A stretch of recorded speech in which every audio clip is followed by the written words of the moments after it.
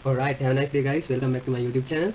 So in my previous video I show you how to design and program my admin panel page. So this is my admin panel page design and we program it. So we have no daily earnings and today earnings, and we have no today most sold item and famous seller. So I show you how to program my admin panel. So today I'm going to show you how to design and program our manage product page. So this is my manage product page. So this is the design and we have some pagination here.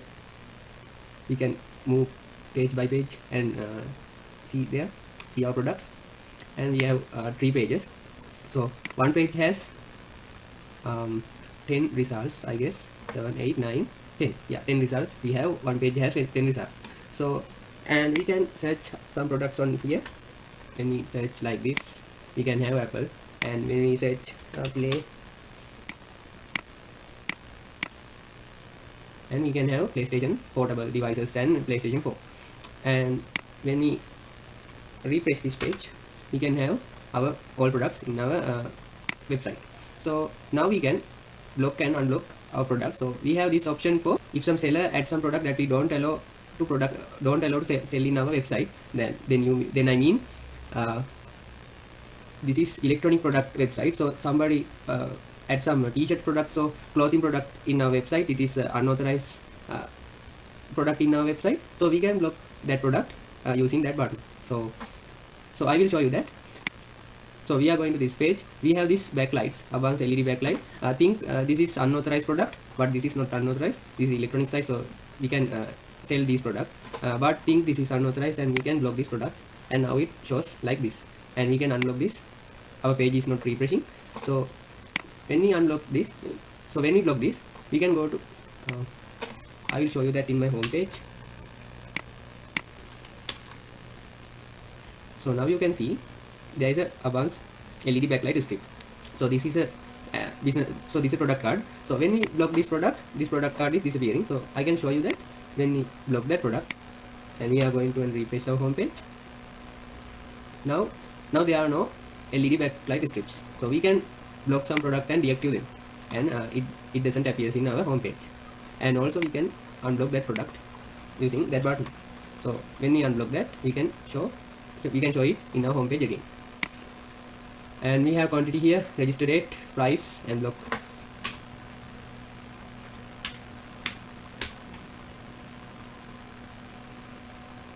Alright guys, I little bit changed my design. So I changed this block button, and I also changed my unblock button.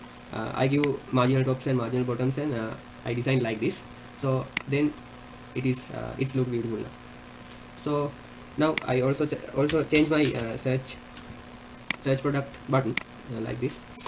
Now it's all good. Let's talk about how we program our page and what is the design. So design is nothing for you, because we add some grid like this kind of table, and we get that kind of table headers like dash, product image, title, price, quantity, register date, and empty space to put our block and unblock buttons. So and we add our pagination here. Let's go to our coding area. So we have these 3 files to program, and we also have this function here. We want to add this function for our in our JavaScript file. And let's go to our manage product page and see what's happened there. So we add our head tags here, and I give this title name manage product admin eShop. Now you can see it there. And we are going to design our search input field. So I give this placeholder like this, and I give this ID MP like this, because I want to get some values into my search input field and search some products in our web page, in our website. And I give this on click, and I give this command into this search button, use this attribution, and I give this command inside the double quotes of this on click attribution. And now let's go to the JavaScript file. I get the search MP. You can see I get the search MP function here, and I get my MP value, which is due to search input field, and I want to get a search input field value from this MP ID. So I make this request variable and assign it to new XML HTTP request object, and ready my and check my onReady state change. And if my ready state equal to 4, we are executing this line, and we make that text variable and assign it to response text. And I want to get response text and we are getting our search result ID, and I want to assign it to response text using this in HTML, and we are opening our we are coding our open method, request.open, and I want to send my request using getPostIn method to my server side file, which name is search in manage-product.php, and I want to bind my ID to that server side file, and I am sending my request using true statement, and also I open my send statement here. And now we are going to see where is this search result. So I'm going to this line. So now you can see this ID, it is on there about to these all queries and our design. So you can see it, this 71 line. So you can see the place this ID is staying below this require.connection class and above all queries and our design. And now it search, and now I'm going to make my server side file. So I'm going to this search in manage product. So we have some codes here. Let's see what are these. So I put this session start function here and require my connection class. I want to check if my ID is coming to the server side file. So I check it that it so I check it with the cset function, and I want to get my MP ID using getPostIn method. So I use this as a array to get that, and also I make this search variable here and assign it to MP ID, and also I made that query, and this is our common query, so we can get any result using this query. So my common query is select all from product. So because I want to search any product in our website, so I want to get this query like this, and I make this p result set query, and I make this p result set variable and make this search query, assign it to database and connect and get search query, and get my common query here $query and concat it with where title like what we search. So this is a wildcard query, so I made that, and get p number variable and assign it to p result variable and number of connection. And I want to check my p number variable assigned to 0 if any products, if there is not any products, I want to echo this there is not that kind of product here. So I check with this so I'm going to check with if there is any product in my website using this if statement. So if our p num variable equals to 0, there is no product in our website. If it is not, it executes this else clause and coming to these all lines. And we are coming to our for loop here, and we want to put our for loop like this, and after that we want to make our p data variable and assign it to p result set and fetch as a connection. And we are going to this product image result set variable and assign it to this query. I want to get my all product images from using this from this image table, and I want to search product ID using this p data variable, and I made that product image data variable, and now I assign it to product image result set and fetch as a connection. And now this is our design. So now we can get our product ID and also we can get product image, and we can get product title using p data, product image using product image data, and also we can get price, quantity, date time added using p data, and we have this status bar here. So we can talk about this status bar. We are coming to this p data status ID equal to line. So if our status ID equals to 2, it shows active status. So I have some issues with my database, so I change 1 and 2 values for active and deactive table. So my 2 value is active, 1 value is deactive. So now I want to search if status ID equals to 2, it means active. I want to check if my product is active.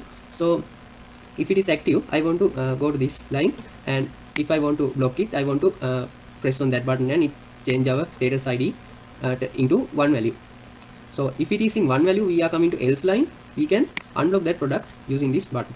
So when we unblock the product using this button, it turns into second value. So it turns into 2 value, that means active. So we are coming to this line again.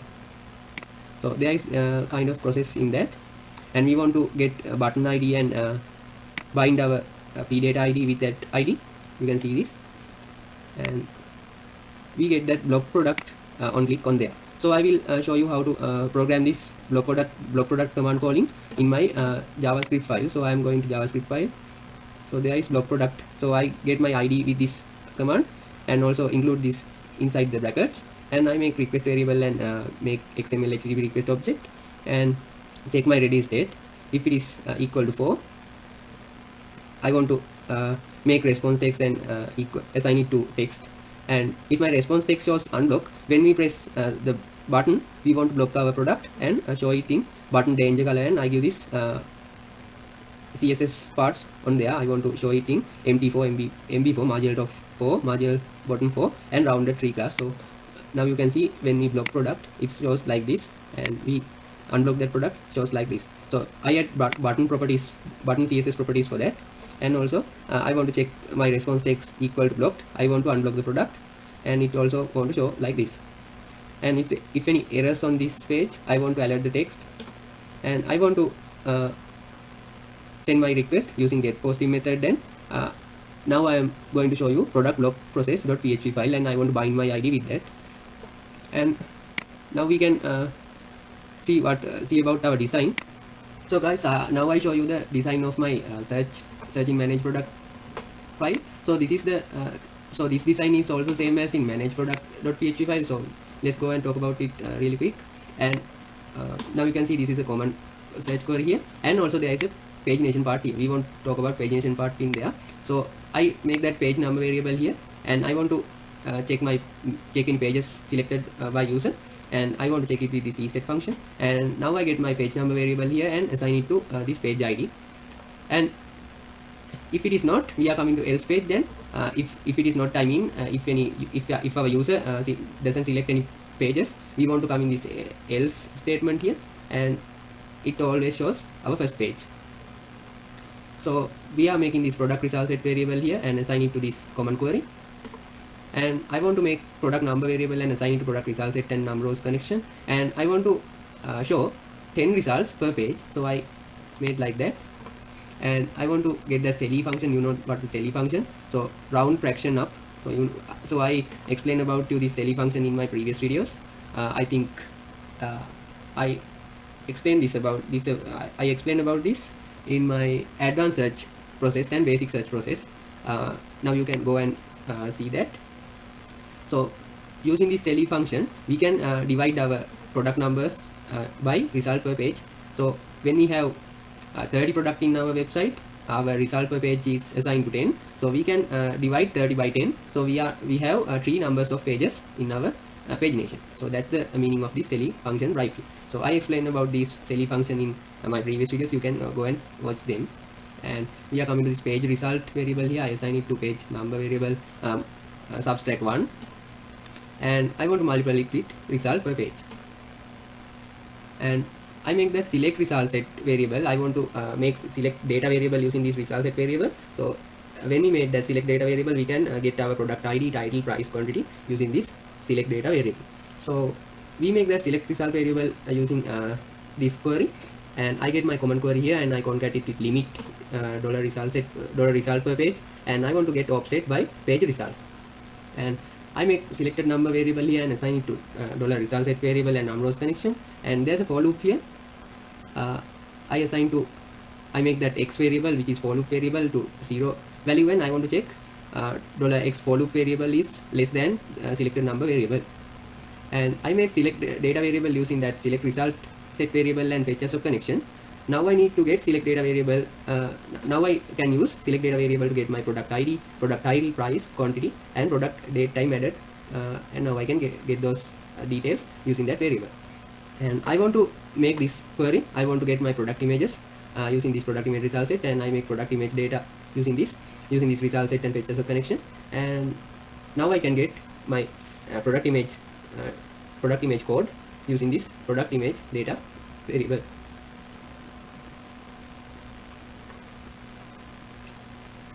And now we have this block and unblock button here. So these buttons are not different by this. These all are same. So we give this CSS properties here and make this block product command. And also I bind the ID with this ED ID using this selected data variable. And now we have pagination part. So I'm going to pagination part here. We have some changes in pagination part. So you can see there is no change in our CSS properties. I give offset 2, offset large 3, and call 8 and call large 6, text center and MB3. and I also give this area label to page navigation example CSS property, which means Bootstrap CSS property, and I want to make this like an unordered list. So I want to give these classes to unordered list, pagination large, justify context center, and now I am going to make this anchor tag because I want to move pages by pages. So these three are anchor tags and these three are also anchor tags. So we can move to next page using this next button. Now it's going. So these anchor tags, I want to make this anchor tags and href. I want to include these codes inside the href attribute. And this button means area label previous, and also we can make our next button like that. And also we are going to make our 1, 2, 3 buttons. So they are also anchor tags.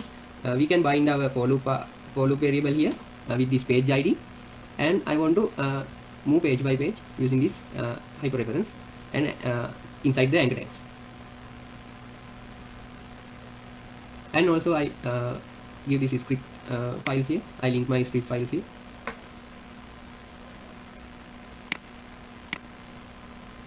So now we have to talk about our product log process .php file. So when we talk about that, our video is winding up. So I'm going to the file. So there's file here, manage blog process.php file. So we have a little bit code here. I require my connection class, and I want to check my product ID is coming to the server side. So I want to check it that with this set function, and I made that PID variable and assign it to product ID. And product result set variable, I assign it to this search query, and I want to search ID from my product table. And now I made my product number variable here and assign it to product result set and number rows connection. And I'm coming to this if statement. My product number, I want to check my product number variable equal to 1. It executes this line and made this product data variable and assign it to product result set and fetch transfer connection. And using this product data variable, I want to check my status ID equal to 2. That means active. So if our product is active, we want to deactivate our product using log button. So I want to update product table status ID like 1. So I want, if we update our status ID like 1, it shows deactive status. And this is the opposite thing of that. If my product status ID equal to 1, it shows deactive. We can activate our product using button, and it echoes unblock. And if there are any errors in our page, it echoes this thing. And also this else statement, if any product ID doesn't come into our server side, it shows something went wrong. So I get that block and unblock words to the script file. Now you can see we equal our unblocked word to response text and unblocked word equal to response text. If it is true, we are going to this line and we can block our product using button, and it turns into button danger color. And this is the opposite thing. We get a block word here and equal it to response text. If it is equal to response text, we can unblock our product and it turns into success color. And now our page is not reloading when we are block and unblock our product. Now you can see it.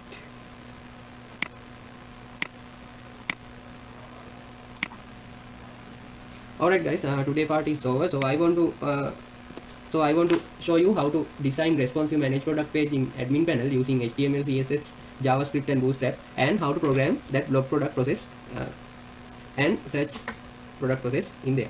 So that is today part. So I am gonna unblock all of this. Okay, now I unblock all of this. In my next video, I am going to show you how we can block any users in our web page. So I am going to show you the design. So this is my admin panel, and I am going to users page. So we have 5 users in the page, in the website, and we can see the profile image, username, email, mobile and register, and we can block and unblock using this kind of button. And in my next video I will show you that. I will catch you guys in my next video. Take it easy.